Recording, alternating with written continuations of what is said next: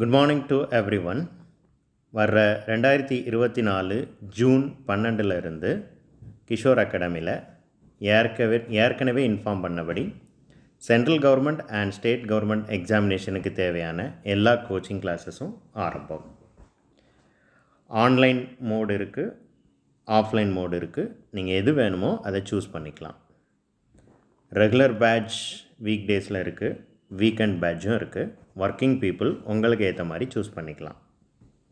நீங்கள் காலேஜ் ஸ்டூடெண்ட்டாக இருந்தால் உங்களுக்கு நான் சொல்கிற அட்வைஸ், நீங்கள் first year, second year, third year எந்த இயர் வேணாலும் படிக்கலாம். எந்த டிபார்ட்மெண்ட்டாக வேணாலும் இருக்கலாம். BA English, BA Tamil, BSc maths. நீங்கள் இப்போவுமே ஜாயின் பண்ணி படிக்கிறது ரொம்ப நல்லது.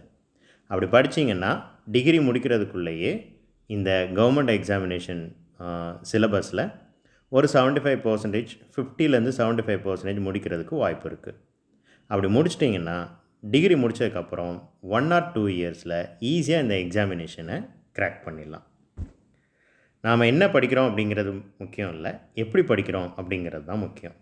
ஸோ இதை ஏன் நான் சொல்ல வரேன் அப்படின்னா, ஸ்போக்கன் இங்கிலீஷ்லேருந்து ஸ்போக்கன் இங்கிலீஷ் கிளாஸஸாக இருக்கட்டும், டியூஷன் கிளாஸஸாக இருக்கட்டும், வேறு சம்மரில் நடக்கிற என்ன கோர்சஸாக இருக்கட்டும், எல்லாத்துலேயுமே யூனிக் வே ஆஃப் டீச்சிங்கை இம்ப்ளிமெண்ட் பண்ணுற கிஷோர் அகாடமி இந்த கவர்மெண்ட் எக்ஸாமினேஷன் கோச்சிங் கிளாஸஸ்லேயும் ஒரு யூனிக் வே ஆஃப் டீச்சிங்கை தான் இம்ப்ளிமெண்ட் பண்ண போகிறோம்.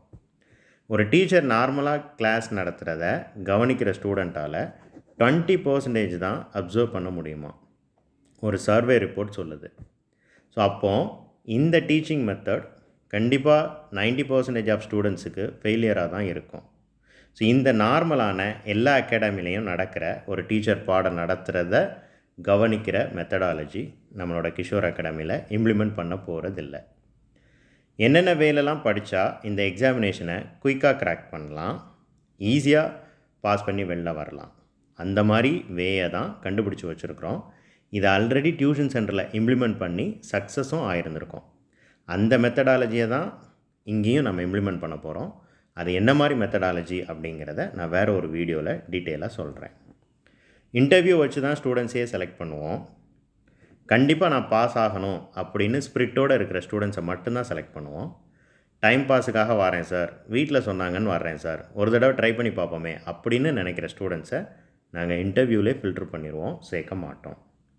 ஒரு பேட்சில் 10 to 20 ஸ்டூடெண்ட்ஸ் வரைக்கும் தான் சேர்ப்போம்.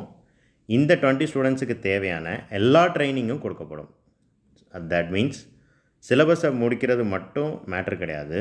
சிலபஸ் முடிக்கணும், டெஸ்ட் வைக்கணும், அவங்கள ஃபிசிக்கலாக ப்ரிப்பேர் பண்ண வேண்டியிருக்கும், மென்டலாக ப்ரிப்பேர் பண்ண வேண்டியிருக்கும், சைக்காலஜிக்கல் ட்ரைனிங் அவங்களுக்கு தேவைப்படும், அண்டு ஃபினான்ஷியல் சப்போர்ட்டும் தேவைப்படும். நிறையா எக்ஸாமினேஷனை அட்டன் பண்ணணும், அதுக்கு சம் ஃபினான்ஷியல் சப்போர்ட்டும் தேவை.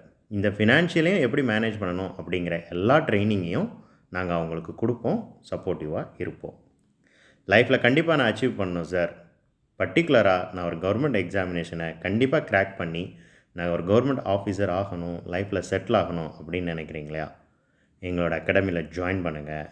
நீங்கள் கண்டிப்பாக இங்கேருந்து வெளில போகும்போது ஒரு கவர்மெண்ட் ஜாபோடு தான் வெளில போவீங்க, ஒரு சக்ஸஸ்ஃபுல் பர்சனாக தான் வெளில போவீங்க. தேங்க்யூ.